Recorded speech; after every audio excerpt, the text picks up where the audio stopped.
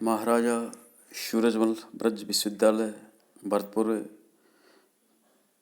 के पाठ्यक्रम में शामिल पुस्तक नवरत्न कहानी संग्रह जो BA भाग द्वितीय वर्ष के प्रश्न पत्र BA भाग प्रथम वर्ष के प्रश्न पत्र द्वितीय में शामिल है।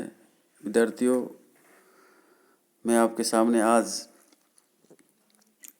आपके पाठ्यक्रम में शामिल कहानी संख्या 6 जिसका शीर्षक है दोपहर का भोजन और इसके लेखक है अमरकांत।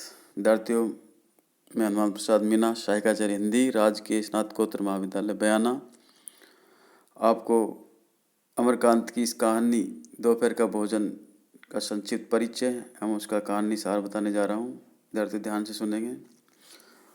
दोपहर का भोजन कहानी के लेखक अमरकांत है।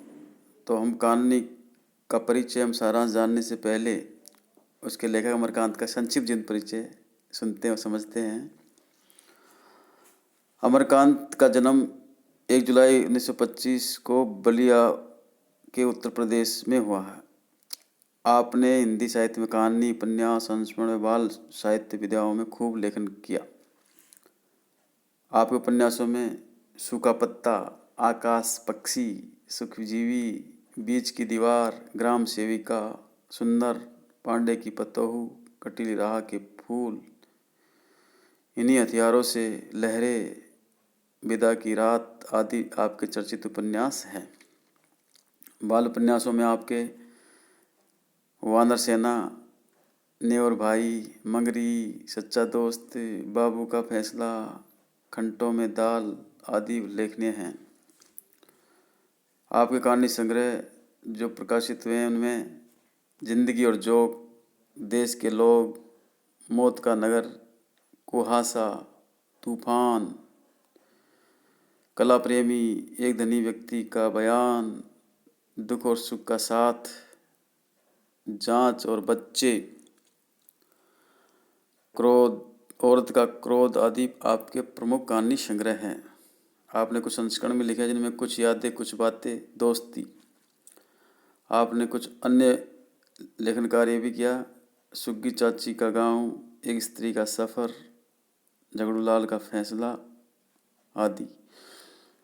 आपको अनेक सम्मान मिले जैसे सोवियत लैंड नेहरू पुरस्कार, वेदभूषण गुप्त सीकर पुरस्कार, यशपाल पुरस्कार, साहित्य अकादमी सम्मान, ज्ञानपीठ पुरस्कार, संस्थान पुरस्कार, महात्मा गांधी सम्मान आदि।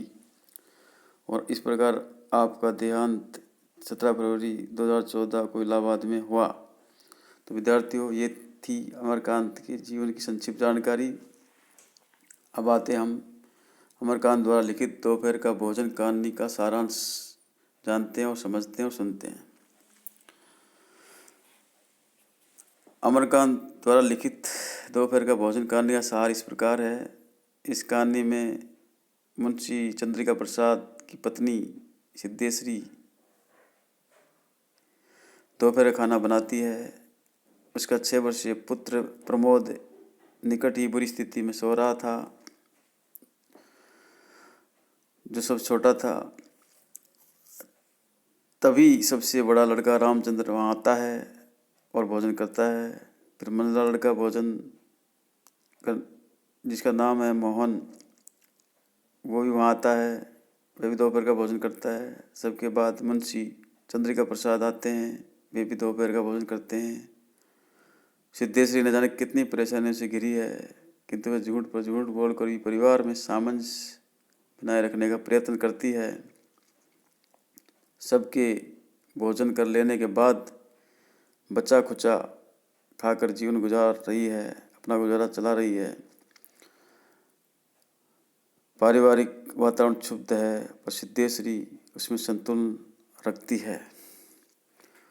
तो विद्यार्थियों, दोपहर का भोजन कहानी एक अभावग्रस्त मध्यवर्गीय परिवार की पीड़ा को व्यक्त करती है। इस परिवार में अभावों ने अभी मानवीय संबंधों को तोड़ा नहीं है।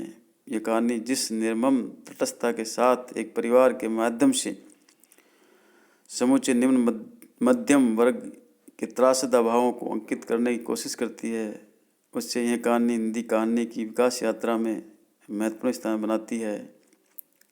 वहीं अमरकांत की सहज किंतु मार्मिक शैली का उदाहरण प्रस्तुत करती है। सिद्धेश्वरी जो ब्रह्मर्षि चंद्रिका प्रसाद की पत्नी है, ऐसे परिवार की धुरी है जिसमें अभावग्रस्तता इस सीमा तक है कि सारे सदस्यों के लिए पेट भर भोजन का जुगाड़ भी नहीं है। सभी सदस्य इस भयावहता से परिचित है और आधे पेट भूखे रहते हैं। इसका कारण यह है कि सारे सदस्यों के बीच रिश्तों की आत्मीय डोर है। इस डोर को सिद्धेश्वरी ने बड़ी कुशलता से साध रखा है। संबंध की मधुरता किस तरह अभावग्रस्तता को परे ठेल देती है, यही इस कहानी का कथ्य है और यही मनुष्य जीवन की शक्ति है, जीवन जीने की प्रेरणा है। तो विद्यार्थियों, ये थी आपके पाठ्यक्रम में शामिल 6वीं कहानी दोपहर का भोजन की संक्षिप्त जानकारी और उसका सारांश। इस वीडियो में इतना ही। धन्यवाद।